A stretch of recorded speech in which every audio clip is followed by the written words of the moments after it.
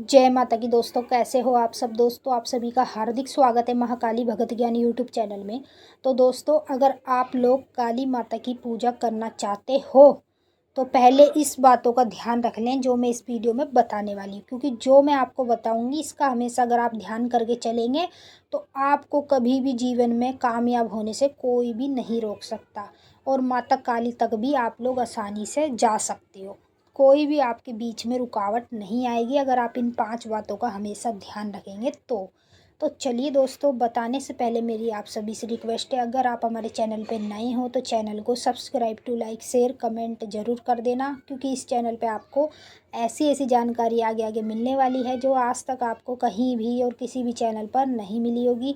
तो जैसे कि दोस्तों मैंने आपको समझाया, ठीक है, अब मैं आपको 5 ऐसी बातें बता रही हूँ जो कि आप सभी भक्तों के लिए बहुत ज़्यादा इम्पोर्टेंट है। अगर आप पूजा पाठ करते हैं ऑलरेडी तो आप भी इस बात को ध्यान रखें, ठीक है।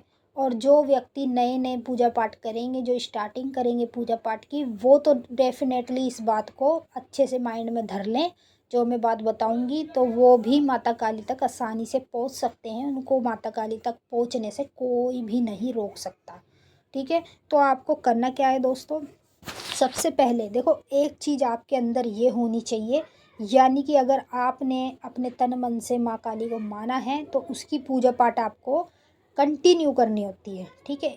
छोड़ना एक भी दिन नहीं है। बाई चांस आपके घर में कोई दिक्कत या प्रॉब्लम, यानी कि मान लो जैसे कि दिक्कत होती है, जैसे कहीं आपको जाना है, किसी की शादी में जाना है या फिर कहीं जाना है अपनी फैमिली में मिलने, तो ही आप लोग छोड़ सकते हो। मतलब एक दिन जितने दिन आप लोग जाएंगे उतने दिन के लिए बंद कर सकते हो।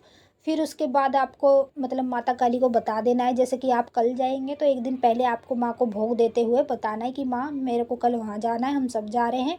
और आपकी पूजा कम से कम जितने दिन आप रुकोगे वहाँ उतने दिन का बता दो कि 3-4 दिन तक आपकी पूजा नहीं होएगी, तो मैया रानी माफ़ करना। बस इतना बोल के आप लोग जा सकते हैं।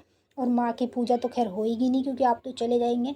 तो बस ऐसे करके आपको माता को बोलना है, तभी जाके आपको कोई भी नुकसान नहीं होएगा, ना ही आपसे माता काली भोग प्रसाद मांगेगी। अगर आप ऐसे करके बिना बताए ही चले जाएंगे तो माता काली आपको कुछ भी नुकसान नहीं करेगी बेशक, पर आपसे भोग प्रसाद सपने के माध्यम में आकर मांगती रहेगी। तो आप दूसरे के घर में तो चढ़ा नहीं सकते, अपने घर में ही तो चढ़ा सकते हो माता को भोग। दूसरे के घर में तो वैसे ही आजकल के टाइम में माता काली के नाम से लोग डरते हैं, तो फिर वो तो नहीं चढ़ाने देंगे। तो इसीलिए आप पहले माँ को बता कर जाएँ। और पहली बात, जब आपने माता की पूजा उठाई है तो उसको कंटिन्यू करें, ठीक है। एक भी दिन बिल्कुल भी छूटना नहीं चाहिए। और लेडीज़ों के लिए ये, जैसे उनकी तबीयत ख़राब हो जाती है उस टाइम वो ना करें। अगर उनके घर में कोई है तो उससे करा दें, अगर नहीं भी है तो कोई दिक्कत नहीं है, ना करें। फिर जब आपकी तबीयत ठीक हो जाती है तो आप आसानी से कर सकती हैं, चाहे 4 दिन लगे, चाहे 5 दिन लगे, चाहे 6 दिन लगे, चाहे 7 दिन लगे। जितने दिन आपकी तबीयत ठीक होती है उतने दिन बाद ही आप माता की पूजा करें। जब तक आपकी तबीयत ख़राब है तब तक बिल्कुल मंदिर से दूर रहें।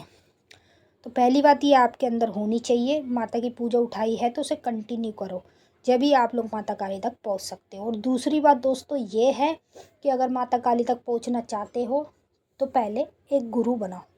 गुरु के ज़रिए ही आप माता काली तक पहुंच सकते हो, क्योंकि गुरु जो होता है वो ही आपको शिक्षा देता है, वो ही बताता है कि भाई कैसे क्या करना है क्या नहीं करना, सब कुछ ज्ञान वो ही आपको देता है। तो एक गुरु बनाओ, तभी आप माता काली तक पहुंच सकते हो। और तीसरी बात, माता काली को 3 टाइम आपको भोग देना चाहिए।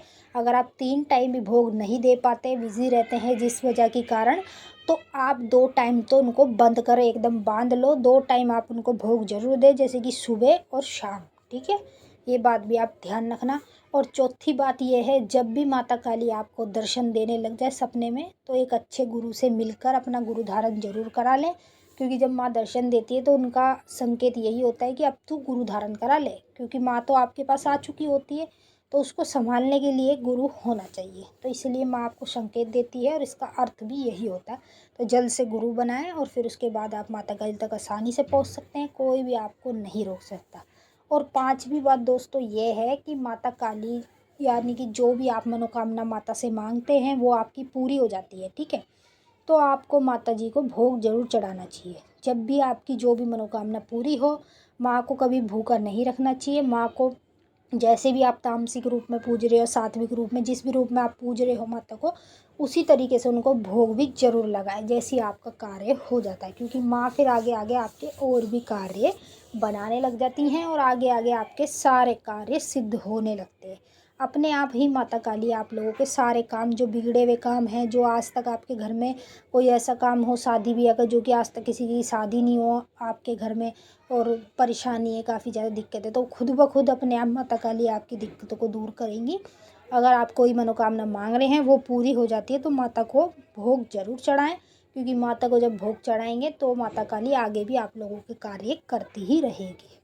तो चलिए दोस्तों, मैंने आपको बिल्कुल अच्छे से समझा दिया है, और इन 5 बातों का ध्यान सदैव रखना, तभी आप लोग माता काली तक पहुंच सकते हो। अगर आप इन बातों का ध्यान नहीं रखोगे तो आप माता काली तक कभी भी जीवन में नहीं पहुंच पाओगे।